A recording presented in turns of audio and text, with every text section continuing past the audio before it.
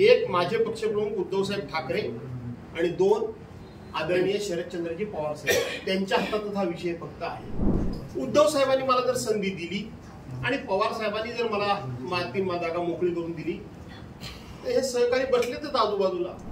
चिपळूणचा जर मतदारसंघ मी मागितला तर त्याच्या मोबदल्यात पवार साहेबांना आम्हाला कुठेतरी द्यावा लागेल मतदारसंघ एखादा, काय समज तो द्यावा लागेल। तो काही रत्नागिरीतच दिला जाईल असं काय नाही।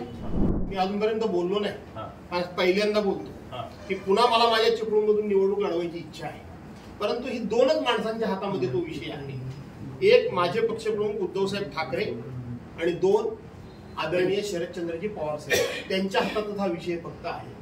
कारण ती जागा पवार साहेबांची आहे, आता त्यांच्या पक्षाकडे गेली आहे। त्यांच्या पक्षाचा आमदार अजितदादा पवार गटात गेला आहे, काय समजलं। उद्धव साहेबांनी मला जर संधी दिली आणि पवार साहेबांनी जर मला जागा मोकळी करून दिली तर हे सहकारी बसलेतच आजूबाजूला।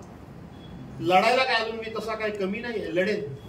पण मध्यंतरी पवार साहेबांना भेटतो, पवार साहेबांना मी भेटत असतो, मी भेटतो। कारण शेवटी माझ्या 15 वर्षाच्या कालखंडामध्ये त्यांनी मला खूप आशीर्वाद दिले होते आणि म्हणून ते मला विसरता येणार नाही।